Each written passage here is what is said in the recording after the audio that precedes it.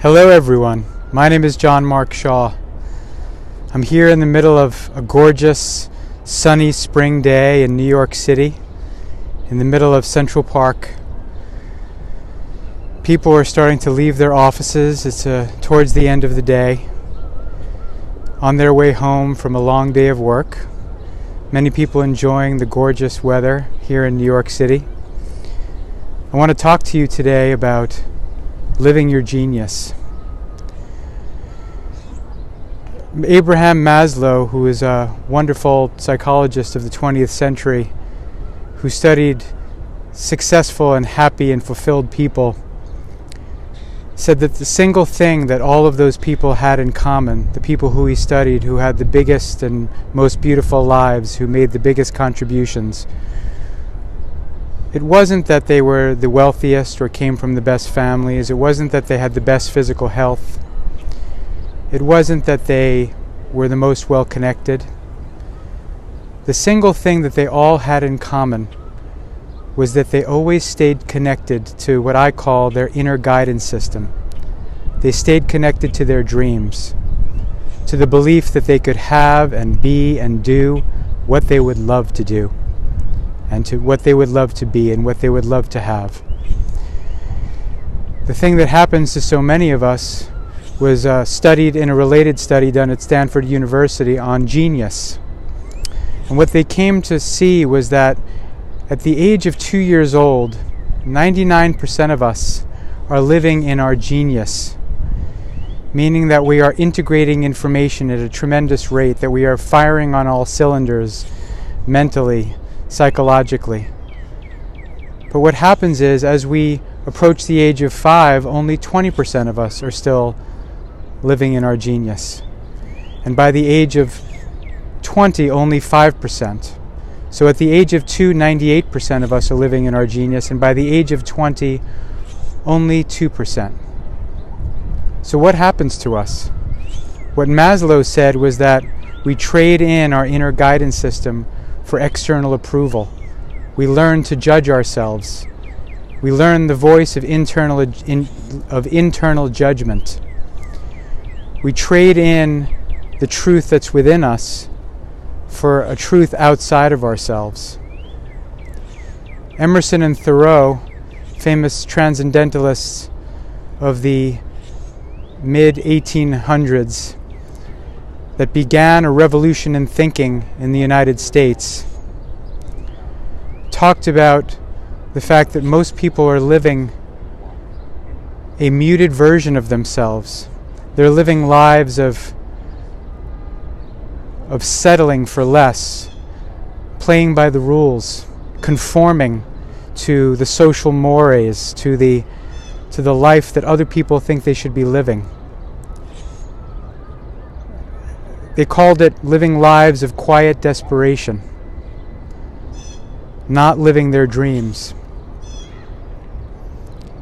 What I love to talk to people about is how can we tune back into our inner guidance system? How can we learn to look within ourselves for our deepest truths? To trade in that external approval and to live, as Maslow called it, independently of the good opinion of others. Think about that for a moment. How can we live independently of the good opinion of others? I can say for most of my life, I was very much addicted to the good opinion of others. Very much what I would call a people pleaser.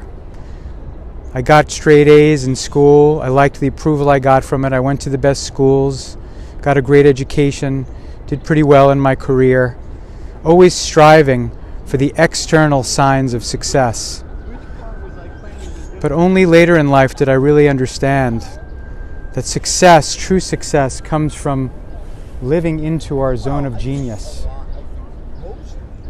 from reconnecting with our inner guidance system, with our true passions, with our true calling, with our true longings, doing what we came here for, and perhaps trading in the external approval, living the way other people think that we should live, trading in sometimes the popularity or the agreement of others. Sometimes trading in that good feeling that we know that we're playing by the rules, and that for those that are keeping score in that way, we're getting high scores.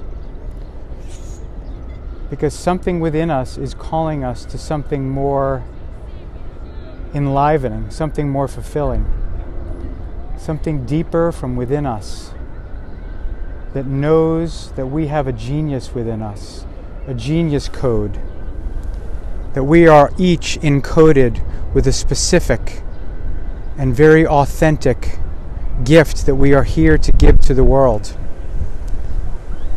And that we don't want to die with our song still in us.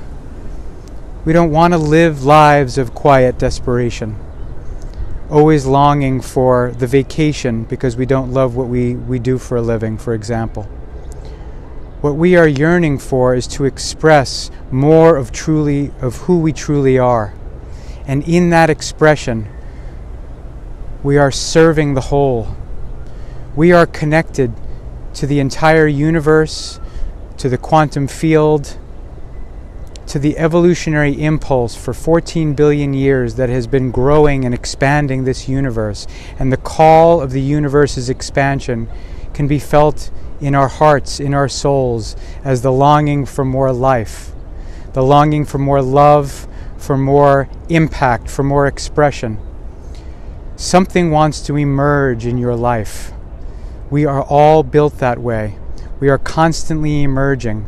The universe is expanding through and as us, and that call to the more, the new job, the new business, the new creative expression, the new relationship, the healthier body, the healthier mind, the relationship, the new marriage, the new love, the new connectedness. The longing for the more within us is connected to that 14 billion year history of the expansion of this universe since the Big Bang. And as we tune into it, we move center stream to our being. We start to paddle out to the center of the current of the river where the life force is strong. And while it may involve some risk, it may involve releasing some of our dependence on the good opinion of others, what we will gain is an energy and a life force and an expansion and an exuberance and an exhilaration and a joy and a fulfillment that I promise you is absolutely worth trading external approval for. I'm John Mark Shaw, and I have committed my life to helping you live in your genius. Have a beautiful day. Thank you.